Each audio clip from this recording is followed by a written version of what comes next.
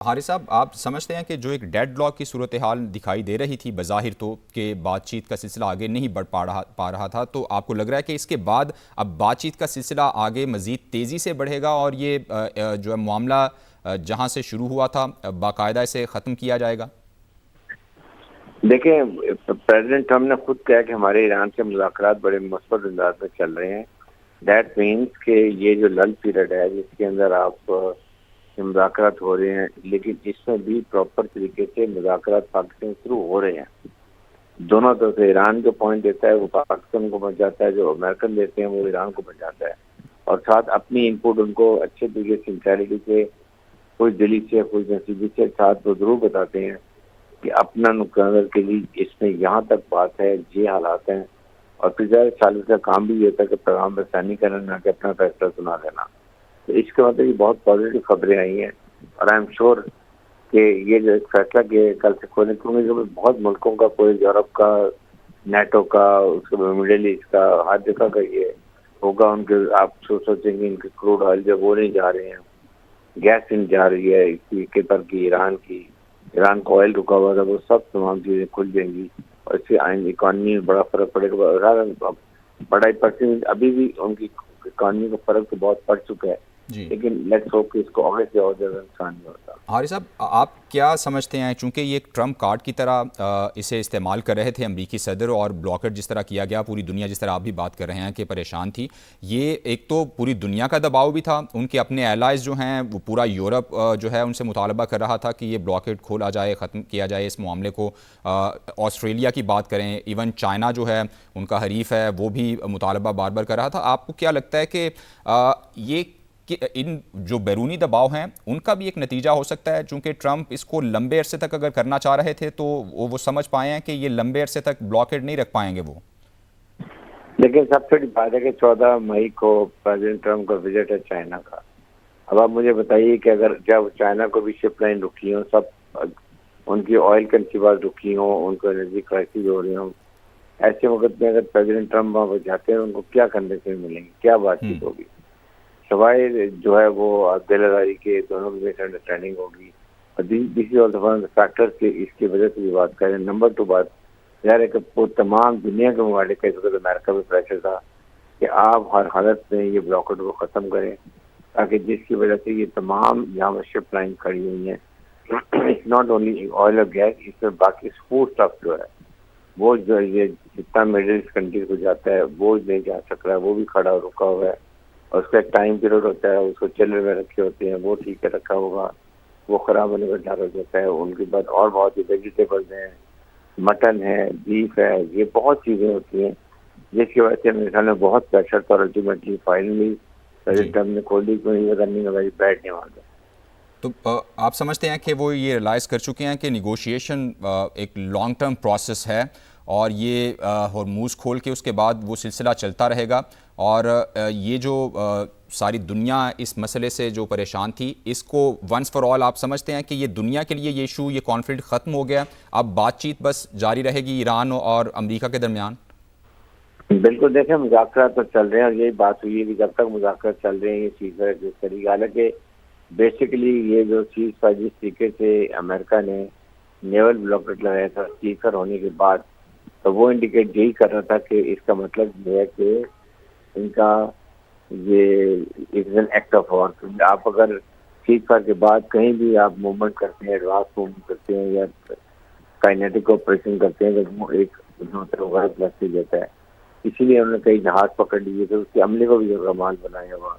ये भी बहुत बैड नेम था जिसकी वजह से अमेरिका को बहुत प्रेशर आ रहा था। और उसके साथ जब ये बात हुई, अब मेरे ख्याल में हर तरह से जो फैसला है उसको वो सक्सेस नहीं कर सके, और अब उन्होंने ये खोलने का फैसला, ये बहुत खुश आएंगे। इससे मेरे ख्याल में it will be good will gesture also कि अमेरिका ने इसका फॉरवर्ड लिया है मुज़ाकरात को कामयाब करने के लिए। हारिस साहब, एक तो अनप्रडिक्टेबिलिटी की मुसलसल हम बात करते हैं डोनाल्ड ट्रंप को लेकर, ऐसा लगता है कि थोड़ा सा बैक फुट पे जाते हैं लेकिन नया कार्ड लेकर आ जाते हैं, तो अभी आपको लग रहा है कि इसके अलावा तो कोई और कार्ड नहीं कोई ऐसा खेला जाएगा, अभी बाकायदा वाक़तन संजीदगी के साथ बातचीत की मेज़ पर ही बैठा जाएगा? देखें, ऐसी बात नहीं, ठीक है उन्होंने ये सही बड़ा अच्छा स्टेप लिया है, लेकिन मुज़ाकरात रहेंगे, लड़ाई दोनों ममालिक भी चाहते हैं, लड़ाई दोनों के लिए नुकसानदेह है। ज़्यादा अमेरिका के लिए, क्योंकि पब्लिक भी इसके खिलाफ है, सेनेट कांग्रेस के खिलाफ है, नेटो उनके साथ नहीं, यूरोपियन यूनियन नहीं है, मिडिल ईस्टर्न कंट्रीज नहीं है।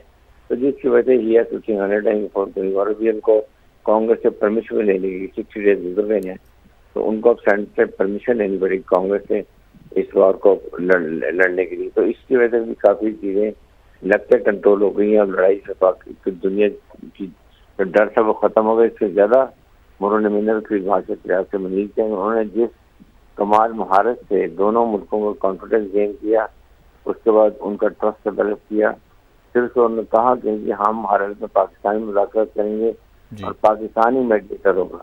ये बहुत बड़ी बात है जो की गई। बिल्कुल, और तमाम तर मीडिएशन जो है वो पाकिस्तान के ज़रिए ही इस सारे मामले पर हो रही थी, और पाकिस्तान का किरदार जो है वो बिल्कुल वाज़े और वाशिगाफ है इस सारी सूरत हाल में। ईरान की जानिब से भी बारहा ये बात की गई कि वो सिर्फ पाकिस्तान को ही मीडिएटर समझते हैं, गो कि पूरी दुनिया इस मामले के साथ इंगेज होना चाह रही है, लेकिन वो पाकिस्तान के ज़रिए ही बात करेंगे। इसी तरह डोनाल्ड ट्रंप ही जो हैं वो मुसलसल पाकिस्तान के ज़रिए ही बात कर रहे थे ईरान के साथ। यकीनी तौर पर ये एक बड़ी अच्छी खबर है अमरीकी सदर की जानिब से, जो बयान सामने आया है, जो ऐलान सामने आया है कि वो आबना हुर्मुज़ में जहाज़ों की नकलो हरकत पीर से बहाल कर रहे हैं। असफर इमाम वाशिंगटन से नुमाइंदा समा हमारे साथ मौजूद हैं। असफर, आप क्या समझते हैं इस सूरत हाल को बैकफुट पे जाना कहा जा सकता है अमेरिका का, और ईरान इसको किस तरह देख रहा होगा? देखें, अब सब जानते हैं कि अमेरिका की ये ज़रूरत है कि किसी तरह ईरान से साथ डील हो और जंग से वो निकल सके, क्योंकि इस बात का एहसास हो गया, सदर ट्रम्प ने खुद इस बात का इतराफ़ किया कि हमले के नतीजे में जो ईरानी क़यादत को ख़त्म किया गया उससे हमें बातचीत करने में मुश्किल आ रही है, किससे बात की जाए। तो ये एक ज़रूरत है। फिर आपने अमेरिका के अंदरूनी मामलात भी देख रहे हैं। बैनुल-अक़वामी सूरत हाल ये है कि आबना हुर्मुज़ बंद होने के नतीजे में हज़ारों की तादाद में जहाज़ उस खित्ते में फंसे पड़े हुए हैं। अब आपने देखा कि ईरान ने 4 दिन के लिए तो अपना आबना हुर्मुज़ खोल दिया था, लेकिन आउटर साइड पे ये अमेरिकी नाकाबंदी जारी थी। तो उसके बाद फिर ईरान ने दोबारा उसको बंद किया और उसका ये शर्त आयद कर दी थी कि जब तक ये खुलेगी नहीं, अमेरिकी नाकाबंदी खत्म नहीं होगी, तो तब तक मजीद बातचीत नहीं होगी। तो अब ये अमेरिका ने एक पेशरफ्त की है। अमेरिका ने उनके शराइत को तस्लीम किया है कि पहले उन्होंने अपने उसको खोल दिया। इससे यकीनन पूरी आलमी सूरत हाल बेहतर होगी। मुख्तलिफ ममालिक के जो जहाज़ वहाँ फंसे थे वो सारे अगर निकलने लग गए तो पेट्रोल की जो आलमी कसादबारी है, बाजारी है, उसमें भी थोड़ी सी बेहतरी आएगी। कहा जा सकता है कि एक बार फिर मिसकैलकुलेशन हुई है अमरीकी सदर की जानिब से। एक मिसकैलकुलेशन उन्होंने जंग शुरू करके की कि शायद वो रिजीम चेंज करेंगे और जो है सारा कंट्रोल उनके पास आ जाएगा, और अभी ये उन्होंने कैलकुलेशन की कि आबना हुर्मुज़ को ब्लॉकेट किया जाएगा तो ईरान घुटने टेक देगा। ऐसा नहीं हुआ, और लेकिन उन्हें खुद ही जो है मेज़ पर आने के लिए ये इक़दाम अब उठाना पड़ा है। जी, आप मुझसे बात कर रहे हैं? जी जी प्लीज़। जी बिल्कुल, ज़ाहिर है, ये तो सब जानते हैं, पूरी दुनिया इस बात से वाकिफ़ है कि अमेरिका के साथ उसके जो इत्तेहादी थे वो भी साथ नहीं दे रहे थे। अभी आपने ये खबर सुनी कि ईरान में जो इसमें जर्मनी में जो अमेरिकी अफवाज काफ़ी बड़ी तादाद में, कोई 30-35 हज़ार के करीब, 35 लाख की 35 हज़ार के करीब वहाँ पे वो है, उनमें से 5 हज़ार फौजी वापस बुला रहा है। इस बात की धमकी भी दी थी सदर ट्रम्प ने कि अपनी अफवाज वहाँ से वापस बुला लेंगे। जो मशरिक़ वस्ता के ममालिक में अमेरिकी बेसेस थे वो आमतौर अमली तौर पर उसे खाली करने पड़े हैं। तो ये सारी सूरत हाल में आप समझने वाले समझ सकते हैं कि किसको हज़ीमत उठाना पड़ी। लेकिन बहरहाल एक क्रेडिट की भी जंग है। कोई ये तस्लीम नहीं करेगा कि उसे शिकस्त हुई है, और कोई ये तस्लीम नहीं करेगा, हर कोई यही दावा करेगा कोई तस्लीम नहीं करेगा। असफर हमारे साथ ही मौजूद रहिएगा। ब्रिगेडियर रिटायर्ड वकार हसन साहब ने हमें ज्वाइन किया, बहुत शुक्रिया ब्रिगेडियर साहब आपके वक्त का। ये कहिएगा, आबना हुर्मुज़ जिस पर पूरी दुनिया जो है इफेक्ट हो रही थी, पूरी दुनिया का एक प्रेशर भी आ रहा था, पूरी दुनिया ये मुतालबा भी कर रही थी कि इसे खोला जाए, बाकी मामला जो हैं वो मेज़ पर किए जाएँ। अब अमरीकी सदर की जानिब से ये ऐलान किया जाना कि हुर्मुज़ जो है वो पीर से खोली जा रही है, एक तो इस ऐलान को आप कैसे देख रहे हैं, और क्या आप ये समझते हैं कि अमेरिका ने जो ये एंटीसिपेट किया था कि हम ब्लॉकेट करेंगे तो ईरान घुटने टेक देगा, वो कैलकुलेशन में गलती खा गए फिर? आई थिंक जो सामने आता है, जो अंडरग्राउंड चल रहा था, बड़ा डिफरेंट होता है। ऑन ग्राउंड चीज़ें बड़ी डिफरेंट थी। एक आई जस्ट रेफर के प्रेसिडेंट ट्रम्प से आई थिंक किसी ने प्लांटेड सवाल भी किया था जी कि पाकिस्तान ने रास्ता खोला है ईरान को, लैंड रूट जो उनका था, जो मुझे पता है।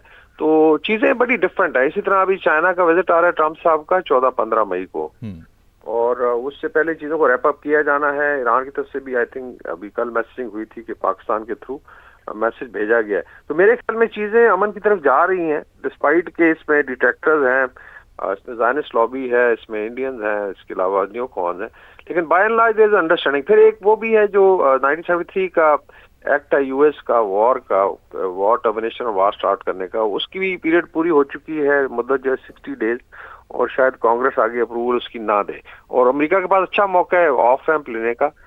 बाकी आजकल विक्ट्री डिक्लेयर करना कोई मुश्किल नहीं है, तीनों साइडें डिक्लेयर कर सकती हैं, but I think things are moving in a correct direction, और इंशाल्लाह हो सकता है कि दोबारा अगर कोई फाइनल राउंड होता है तो वो पाकिस्तान में ही होगा। ये वकार साहब, आप क्या समझते हैं, जिस तरह फाइनल राउंड की आप बात कर रहे हैं, कब तक ये आप एक्सपेक्ट भी कर रहे हैं? और जिस तरह पहले ज़ाहिर है इस्लामाबाद में ही स्टेज सजा, तो आप देख रहे हैं कि फिर एक दफ़ा ऐसे ही होगा? जिसमें लॉजिकल देखो, ईरान ने फिर आई थिंक मेंशन किया कि पाकिस्तान को ही ट्रस्ट करते हैं, और अमेरिका तो रिपीटेडली कह चुका है, और पिछले दिनों आपने देखा है कि दोबारा उन्होंने भारत को भी रिमाइंड कराया कि 11 जहाज गिरे थे। फिर पाकिस्तान के साथ F-16 की एक बहुत बड़ी डील हुई है, जो अपग्रेडेशन है। तो पाकिस्तान ने अलग फजल से बड़ा अच्छा प्ले किया है, आई थिंक डिप्लोमेटिकली ये साल सक्सेस का साल है। चाइना के साथ आई थिंक एक्सीलेंट रिलेशनशिप है, Russian federation, US, Iran, gulf, और बाकी जो नए इत्तेहाद बांध रहे हैं उसमें पाकिस्तान का बड़ा कलीदी रोल होगा। तो बाकी पूरी दुनिया इफेक्टेड है इस वॉर से, I think nobody wants it to continue, और ट्रम्प की अपनी जो रेटिंग थी वो भी इम्पैक्ट हो रही थी, आगे इलेक्शन भी आने हैं इनके।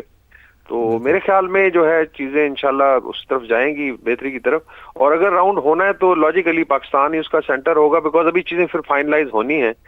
ये मेरी असेसमेंट है, मैं ये खबर नहीं दे रहा, बिल्कुल it should be happening in Pakistan because of जो सर्कमस्टेंसेस। जिस तरह आपने भी दौरा चीन की बात की, तो उससे तो कुछ ही दिन अब बाकी रह गए हैं, तो हम ये एक्सपेक्ट कर सकते हैं कि ये तनाज़ा जो है ये उससे पहले या हल हो जाएगा, या फिर होर्मुज़ खोलकर एक तरह से तनाज़ा दुनिया के लिए उन्होंने ख़त्म कर दिया है, बाकी अब ईरान और जो है अमेरिका की बातचीत होती रहेगी? ये देखें, दो बड़े इश्यूज थे, बिल्कुल इसका ताल्लुक तो उससे है। देखें इस वक्त अभी 5 रुकनी एक वफ्द जो है अमेरिका सेंट्रल कांग्रेसमैन का ऑलरेडी बीजिंग में बैठा हुआ है, वो दे आर फाइनलाइजिंग जो विजिट होना। बात आपकी ठीक है, टोटल अभी 10-12 दिन रह गए। बाकी दो बड़े इश्यूज थे, स्ट्रेट ऑफ हॉर्मुज़ का खुलना, आई थिंक ईरान की भी डिमांड थी, और आई थिंक पूरा ग्लोब कह रहा था। एक तो वो इसका मतलब है मानी गई, और दूसरा न्यूक्लियर पे बहुत ज्यादा आई थिंक चीजें नैरो डाउन हो गई हैं। मेरे ख्याल में दोनों साइडों में भी बहुत कम फर्क रह गया, और शायद जो है ईरान जो है कुछ ना कुछ कॉम्प्रोमाइज करने पे तैयार हो। ये दो ही बड़े इश्यूज थे, बाकी तो I don't think so there is any issue. उन्होंने जोर आजमाई करके देख लिया है, बिकॉज उसमें लॉसेज हुए हैं, अमेरिकन हेजेमनी को बहुत ज्यादा डेंट हुआ है, इजराइल बहुत ज्यादा एक्सपोज हुआ है, और मिडिल ईस्ट में आप देखा है कि एक नई अलाइनमेंट बन रही है। तो ये सारे आई थिंक वॉर के रिजल्ट्स होते हैं, और इंशाल्लाह ताला उम्मीद है कि चीजें अभी बेहतरी की तरफ जाएंगी, और शायद अभी आप एक लॉन्ग जी, एक तो विक्ट्री क्लेम की जिस तरह आप भी बात कर रहे हैं, जाहिर है किसी ने शिकस्त तस्लीम नहीं करनी,